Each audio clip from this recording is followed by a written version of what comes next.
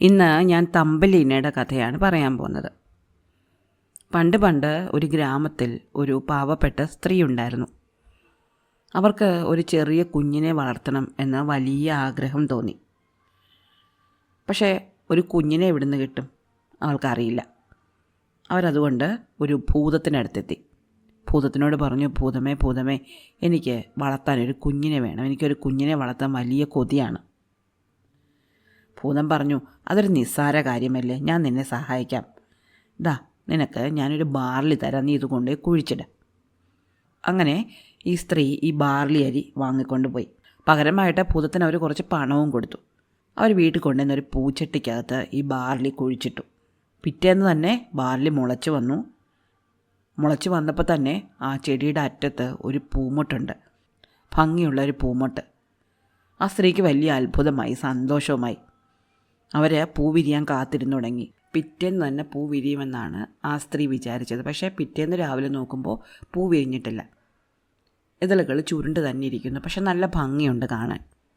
അവർ പതുക്കെ അടുത്ത് ചെന്നിട്ട് ആ പൂമൊട്ടിൽ ഒരു ഉമ്മ കൊടുത്തു. ബും എന്ന ശബ്ദത്തോടെ ആ പൂ വിരിഞ്ഞു.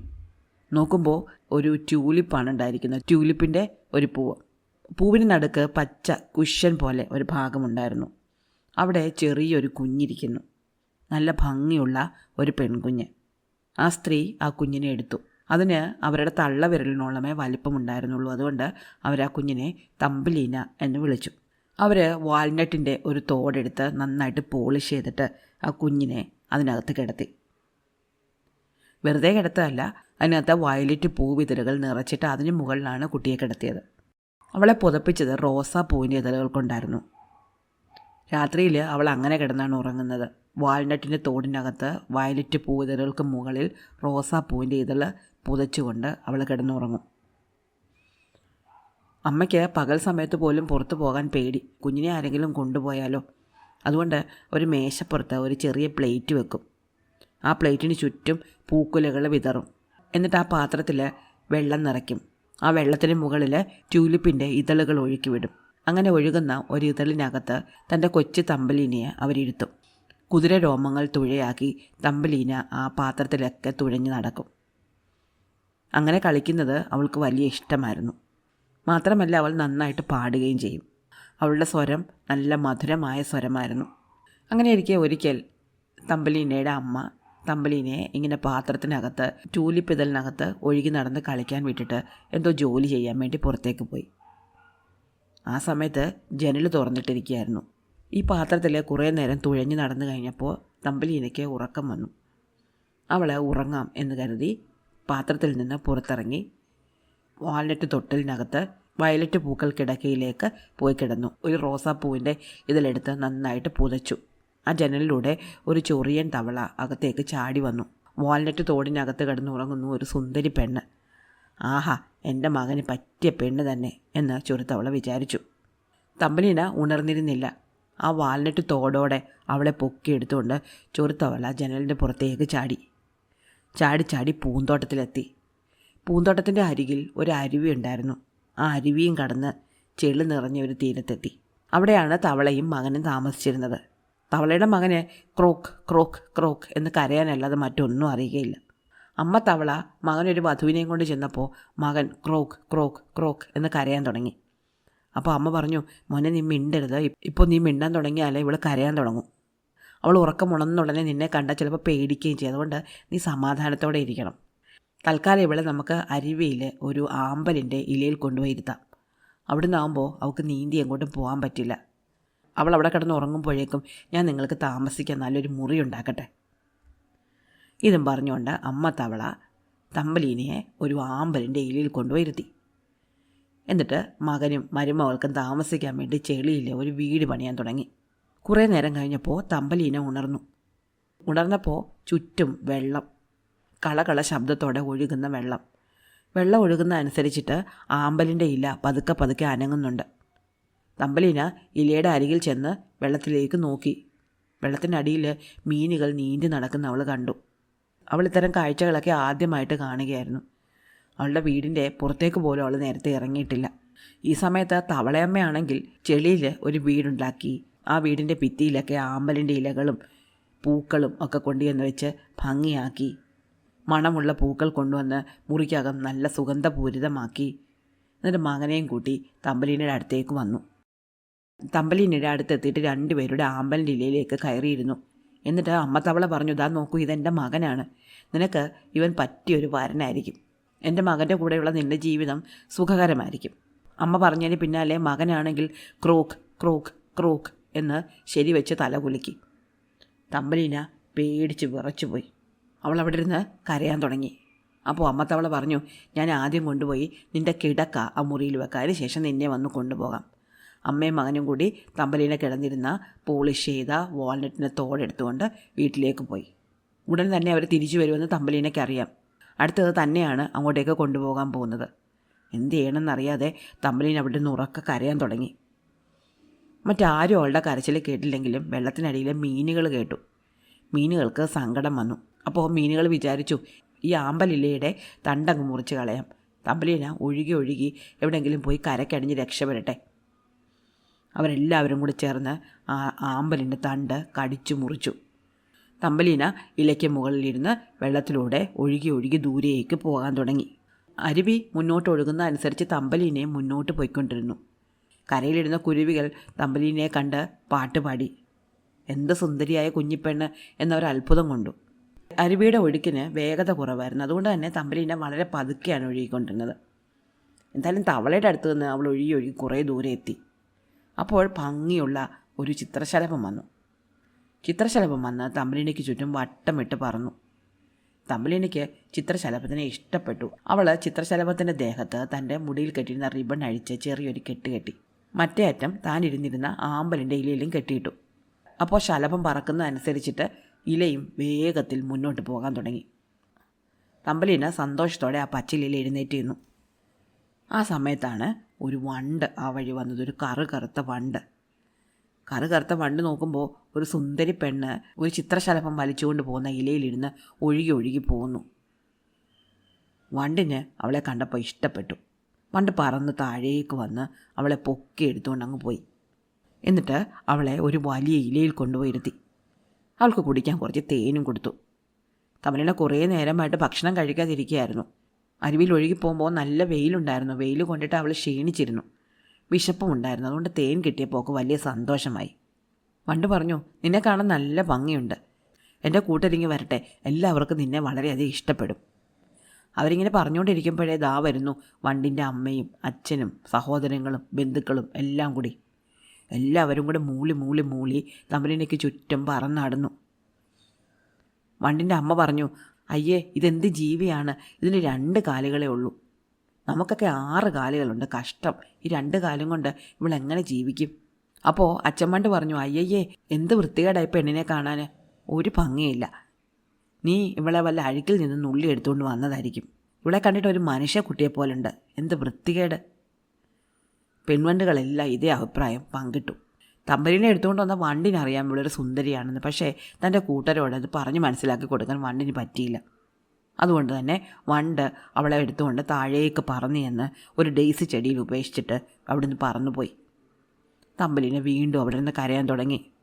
എന്തായാലും ആ ഡെയ്സി ചെടിയിൽ അവൾ താമസിക്കാൻ തുടങ്ങി. അത് വേനൽക്കാലമായിരുന്നു. അതുകൊണ്ട് തന്നെ അവൾക്ക് വലിയ ബുദ്ധിമുട്ടൊന്നും നേരിടേണ്ടി വന്നില്ല. അവൾ പുല്ലുകൊണ്ട് ഒരു ഊഞ്ഞാലുണ്ടാക്കി. ആ ഊഞ്ഞാൽ ഒരു വലിയ ഇലയുടെ അടിയിൽ തൂക്കിയിട്ടു. അപ്പോൾ അവൾക്ക് അവിടെ ഇരുന്ന് ആടാം, കാറ്റുകൊള്ളാം. ആഹാരത്തിനായിട്ട് അവൾ ചെറിയ ചെറിയ പൂക്കളിൽ പോയി തേൻ ശേഖരിച്ചു. ഇലകളിൽ പറ്റിയിരിക്കുന്ന മഞ്ഞുതുള്ളികൾ ശേഖരിച്ച് കുടിച്ചു. അങ്ങനെ വേനൽക്കാലം കടന്നുപോയി. അത് കഴിഞ്ഞ് മഞ്ഞുകാലമാണ് വന്നത്. നീണ്ടു നിൽക്കുന്ന തണുത്ത മഞ്ഞുകാലം. അതിനു മുമ്പ് അവൾക്ക് വേണ്ടി പാട്ട് പാടുന്ന കിളികളുണ്ടായിരുന്നു. അവൾക്ക് ചുറ്റും നൃത്തം ചെയ്യുന്ന ചിത്രശലഭങ്ങളുണ്ടായിരുന്നു. വിരിഞ്ഞു നിൽക്കുന്ന പൂക്കളുണ്ടായിരുന്നു. പക്ഷേ മഞ്ഞുകാലം വന്നതോടെ എല്ലാവരും പോയി. അവൾ ഊഞ്ഞാലുണ്ടാക്കി തൂക്കിയിട്ടിരുന്ന വലിയ ഇല കൊഴിഞ്ഞുപോയി. ആ ഇല മാത്രമല്ല, ചുറ്റുപാടുമുണ്ടായിരുന്ന മരങ്ങളിലെ എല്ലാ ഇലകളും കൊഴിഞ്ഞുപോയി. തമ്പലീന തണുത്ത് വിറച്ചു. കുറേ കാലമായിട്ട് അവൾ ഒരേ ഉടുപ്പായിരുന്നു ഇട്ടിരുന്നത്. അത് കീറിപ്പറഞ്ഞു. അവൾക്ക് കാലിൽ ഷൂസ് ഉണ്ടായിരുന്നില്ല. അവൾ മരവിച്ച് മരിക്കാറായി. വിശപ്പ് കൊണ്ട് തളർന്നു പോയി. അവളുടെ ദേഹത്തേക്ക് മഞ്ഞ് പൊടി പൊടിയായി വീണുകൊണ്ടിരുന്നു. അതിൻ്റെ ഓരോ കഷ്ണത്തിനും ഒരുപാട് ഭാരമുള്ളതായിട്ട് തമ്പലീനയ്ക്ക് തോന്നി. അവളെ ചെറിയ കുട്ടിയാണല്ലോ. കൊഴിഞ്ഞു വീണ ഇലകൾ കൊണ്ട് പുതച്ച് ജീവിക്കാമെന്നൊക്കെ അവൾ കരുതി. പക്ഷേ അതുകൊണ്ടൊന്നും ഒരു രക്ഷയും ഉണ്ടായില്ല. അവസാനം അവളൊരു വയലിലേക്ക് ചെന്നു. വലിയൊരു വയൽ. ആ വയലിൽ നിന്ന് ധാന്യങ്ങളെല്ലാം കൊയ്തെടുത്തിരുന്നു. ആ വയലിൻ്റെ കരയിൽ ഒരു മാളം കണ്ടു. മാളത്തിനൊരു വാതിലുണ്ട്. അവൾ വാതിലിൽ ചെന്ന് മുട്ടി. വാതിൽ തുറന്നു വന്നത് ഒരു വലിയ എലിയാണ്. ഒരു എലിയമ്മൂമ്മ. എലിയമ്മൂമ്മ അവളെ സ്നേഹത്തോടെ അകത്തേക്ക് വിളിച്ചു. എലിയുടെ വീട്ടിൽ വലിയൊരു സ്റ്റോർ മുറിയുണ്ട്. ആ സ്റ്റോർ മുറി നിറയെ ധാന്യങ്ങളുണ്ട്. വലിയൊരു അടുക്കളയുണ്ട്. ഊണ് മുറിയുണ്ട്. തമ്പലീന അമ്മൂമ്മയോട് ചോദിച്ചു, അമ്മൂമ്മേ, എനിക്ക് തണുത്തിട്ട് വയ്യ, ഞാൻ അകത്തോട്ട് വന്നോട്ടെ, എനിക്ക് കുറച്ച് ഭക്ഷണം തരാമോ? അമ്മൂമ്മ പറഞ്ഞു, അതിനെന്താ, നീ അകത്തേക്ക് വരൂ, ഞാൻ നിനക്ക് എൻ്റെ ഭക്ഷണം പങ്കിട്ട് തരാം. മാത്രമല്ല നിനക്കിനി എൻ്റെ കൂടെ കഴിയാം, നിനക്ക് ഒരു ബുദ്ധിമുട്ടും വരികയില്ല. അങ്ങനെ തമ്പലീന എലിയമ്മയുടെ വീട്ടിൽ താമസമായി. എലിയമ്മ അവൾക്ക് ആവശ്യത്തിന് ഭക്ഷണം കൊടുത്തു, വസ്ത്രം കൊടുത്തു. പകരമായിട്ട് അവൾ എലിയമ്മയ്ക്ക് വേണ്ടിയിട്ട് ഭക്ഷണം പാകം ചെയ്യുകയും മുറി വൃത്തിയാക്കുകയും എലിയമ്മയുടെ കാലുകളും പുറവും വാലും ഒക്കെ തിരുമ്മിക്കൊടുക്കുകയൊക്കെ ചെയ്തു. ഒരിക്കൽ എലിയമ്മൂമ്മ അവളോട് പറഞ്ഞു, എല്ലാ ആഴ്ചയും നമുക്ക് ഒരു അതിഥി വരാറുണ്ട്. ഇന്ന് ആ അതിഥി വരുന്ന ദിവസമാണ് കേട്ടോ. നീ അതിഥിയോട് നന്നായിട്ട് പെരുമാറണം. തമ്പലീന സമ്മതിച്ചു. ഞാൻ നന്നായിട്ട് പെരുമാറിക്കൊള്ളാമെന്ന് പറഞ്ഞു. അങ്ങനെ അവരെ അതിഥിയെ കാത്തിരിക്കാൻ തുടങ്ങി. കുറേ നേരം കഴിഞ്ഞപ്പോൾ വാതിലിൽ മുട്ട് കേട്ടു. തമ്പലീന ചെന്ന് വാലോർന്ന് നോക്കുമ്പോൾ ഒരു വലിയ പെരിച്ചാഴിയാണ്. വലിയ എലി, കറുത്ത എലി. അവൻ കറുത്ത വെൽവെറ്റ് കൊണ്ടുള്ളൊരു കോട്ടൊക്കെ ഇട്ടിട്ടാണ് വന്നിരിക്കുന്നത്. എലിയമ്മൂമ്മ അവനെ വളരെ സ്നേഹത്തോടെ അകത്തേക്ക് വിളിച്ചു. തമ്പലീനെ പരിചയപ്പെടുത്തി കൊടുത്തു. പെരിച്ചാഴിക്കാണെങ്കിൽ തമ്പലീനെ അങ്ങ് ഇഷ്ടപ്പെട്ടു. പെരിച്ചാഴി വന്നിട്ട് പോയി കഴിഞ്ഞപ്പോൾ അമ്മൂമ്മ തമ്പലീനോട് പറഞ്ഞു, ഈ പെരിച്ചാഴി ഇവർ സാധാരണക്കാരനല്ല കേട്ടോ. അവൻ വളരെ ബുദ്ധിമാനാണ്, വിവേകമുള്ളവനാണ്. അവൻ്റെ വീട് നമ്മളുടെ വീടിനേക്കാളും വളരെ വലുതാണ്. ആ വീട്ടിൽ വലിയ സ്റ്റോർ മുറിയുണ്ട്, വലിയ കലവറയുണ്ട്. അവിടെ നമ്മുടെ വീട്ടിലെ പോലെ ധാന്യം മാത്രമൊന്നുമല്ല, ഒരുപാട് ഉണങ്ങിയ ഇറച്ചിയും വെണ്ണയും പാലും ഒക്കെയുണ്ട്. കിഴങ്ങുകൾ ഒരുപാടുണ്ട്, ഉണങ്ങിയ പഴങ്ങളുണ്ട്. അവൻ പൂക്കളെപ്പറ്റിയോ കിളികളെപ്പറ്റിയോ പുഴുക്കളെപ്പറ്റിയോ ഒന്നും പറഞ്ഞ് സമയം കളയാറില്ല. കൂടുതൽ ഭക്ഷണം എങ്ങനെ ശേഖരിക്കാം, അവ എങ്ങനെ സംഭരിച്ചു വെക്കാം എന്നൊക്കെ മാത്രമേ അവൻ ചിന്തിക്കാറുള്ളൂ. അവളെ കാണാൻ പെരിച്ചാഴി ഇടയ്ക്കിടയ്ക്ക് അമ്മൂമ്മയുടെ വീട്ടിലേക്ക് വന്നു തുടങ്ങി. അത്തവണ വന്നപ്പോൾ തമ്പലീനയ്ക്കൊണ്ട് അമ്മൂമ്മ അവന് വേണ്ടി ഒരു പാട്ട് പഠിപ്പിച്ചു. അവന് വേണ്ടി പാട്ട് പാടാൻ തമ്പലീനയ്ക്ക് ഒട്ടും ഇഷ്ടമല്ലായിരുന്നെങ്കിലും അമ്മൂമ്മ പറഞ്ഞതുകൊണ്ട് തമ്പലീന പാടി. പോകാൻ നേരത്തെ പെരിച്ചാഴി പറഞ്ഞു, എപ്പോഴും നിങ്ങളുടെ വീട്ടിലേക്ക് ഇങ്ങനെ തണുപ്പത്തോടെ വരാൻ എനിക്ക് ബുദ്ധിമുട്ടുണ്ട്. അതുകൊണ്ട് ഞാൻ നിങ്ങളുടെ വീട്ടിലേക്ക് ഒരു തുരങ്കം ഉണ്ടാക്കുന്നുണ്ട്. അടുത്ത തവണ നിങ്ങൾ ആ തുരങ്കം വഴി എൻ്റെ വീട്ടിലേക്കും കൂടി വരണം. വരുമ്പോൾ ഒരു കാര്യം ആലോചിച്ചോണം. ഈ തുരങ്കത്തിൽ ചിലപ്പോൾ ചത്ത് കിടക്കുന്ന ജീവികളെയൊക്കെ നിങ്ങൾ കണ്ടെന്നിരിക്കും. നിങ്ങളതിനെ ഗൗനിക്കുകയേ വേണ്ട. മഞ്ഞകാലം കഴിഞ്ഞിട്ട് ഞാൻ അതിനെയൊക്കെ കൊണ്ടുപോയി കുഴിച്ചിട്ടോളാം. അങ്ങനെ പെരിച്ചാഴി അമ്മൂമ്മയുടെ വീടിൻ്റെയും പെരിച്ചാഴിയുടെ വീടിൻ്റെയും ഇടയ്ക്കായിട്ട് ഒരു തുരങ്കമുണ്ടാക്കി. അതുവഴി അമ്മൂമ്മ ഇടയ്ക്കിടയ്ക്ക് തമ്പലീനയും കൊണ്ട് പെരിച്ചാഴിയുടെ വീട്ടിലേക്ക് പോകാൻ തുടങ്ങി. അങ്ങോട്ടേക്ക് പോകുന്നത് തമ്പലീനയ്ക്ക് ഒട്ടും ഇഷ്ടമല്ലായിരുന്നു. അവിടെ ഒരു വല്ലാത്ത നാറ്റമുണ്ട്. അവൾക്ക് പെരിച്ചാഴിയെ കാണുന്നത് പോലും ഇഷ്ടമല്ല. പക്ഷേ എന്ത് ചെയ്യാനാണ്, അമ്മൂമ്മയ്ക്ക് ഇഷ്ടമായതുകൊണ്ട് തമ്പലീന അമ്മൂമ്മയുടെ ഒപ്പം എപ്പോഴും അവിടെ പോകുമായിരുന്നു. ഒരിക്കൽ അങ്ങനെ പോകുന്ന വഴിക്ക് അവൾ അവിടെ ഒരു കിളിയെ കണ്ടു, ഒരു പാവം കുരുവി. അതിനെ കണ്ടവളങ്ങ് പേടിച്ചു പോരുന്നു. പെരിച്ചാഴി അപ്പോൾ ഒരു വിറക് കൊള്ളി കടിച്ചെടുത്തുകൊണ്ട് വന്നു. മാത്രമേ അത് നല്ല ഇരുട്ടാണ് കേട്ടോ, എപ്പോഴും അതിനകത്ത് ഇരുട്ടായിരിക്കും. വിറക് കൊള്ളിയുടെ വെട്ടത്തിൽ ആ കിളിയെ തമ്പലീന നന്നായിട്ട് കണ്ടു. തൻ്റെ തല ആ തൂവലുകൾക്കിടയിലേക്ക് മറച്ചു പിടിച്ചുകൊണ്ട് ചുരുണ്ടുകൂടി ചത്ത് കിടക്കുന്ന ഒരു കിളി. അത് തണുത്ത് വിറച്ച് ചത്തുപോയതായിരിക്കും എന്ന് തമ്പലീനയ്ക്ക് തോന്നി. അവൾക്ക് വല്ലാത്ത സങ്കടം തോന്നി. അവൾ ഡെയ്സി ചെടിക്കടുത്ത് താമസിച്ചിരുന്ന സമയത്ത് ഒരുപാട് കിളികൾ അവൾക്ക് കൂട്ടുകാരായി ഉണ്ടായിരുന്നു.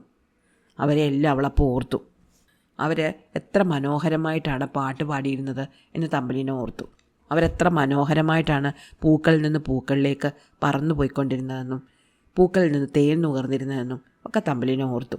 പെരിച്ചാഴിക്കാണെങ്കിൽ ചത്ത് കിടക്കുന്ന ഈ കിളിയെ കണ്ടിട്ട് ഒരു വിഷമവും തോന്നിയില്ല. അവന് കാലുകൊണ്ടൊരു തട്ട് കൊടുത്ത് ആ കിളിയെ ഒരു വശത്തേക്ക് മാറ്റിയിട്ടു. തമ്പലീനയ്ക്ക് ആ കുരുവിയെ അവിടെ ഇട്ടിട്ട് പോകാൻ തോന്നിയില്ല. അവൾ ആ കുരുവിയെ പതുക്കെ തലോടി.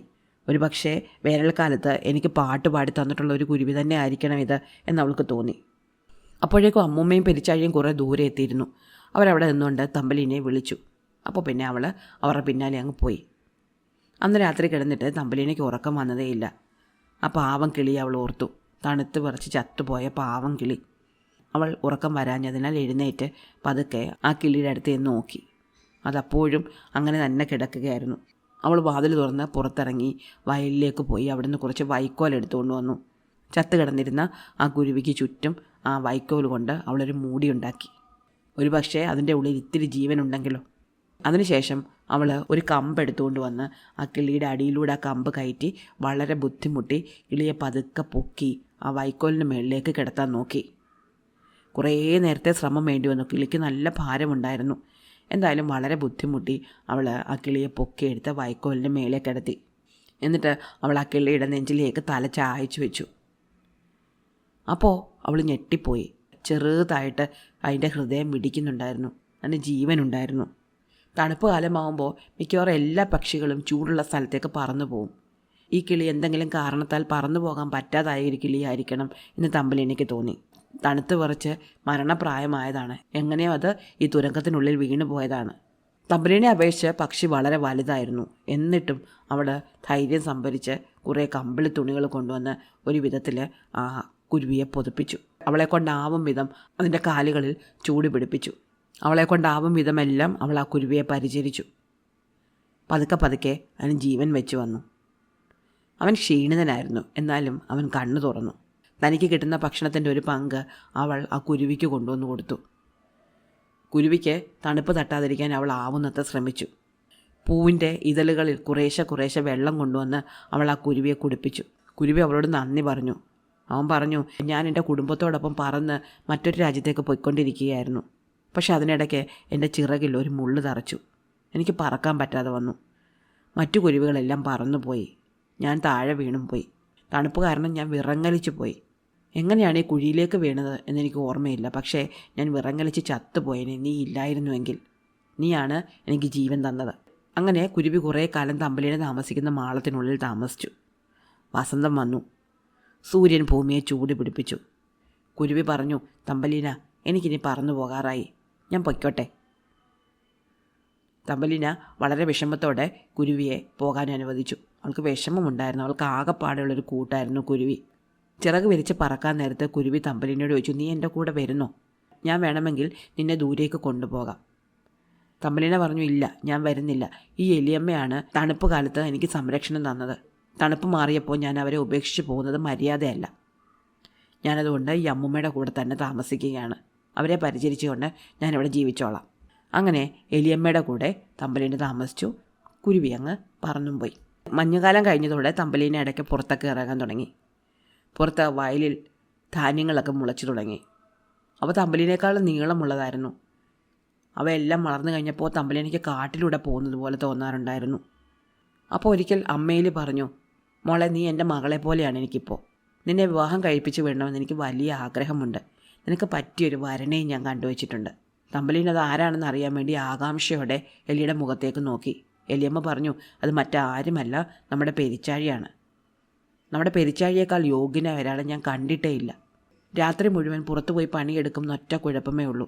മാത്രമല്ല അവന് പകൽ കണ്ണ് കാണുകയുമില്ല.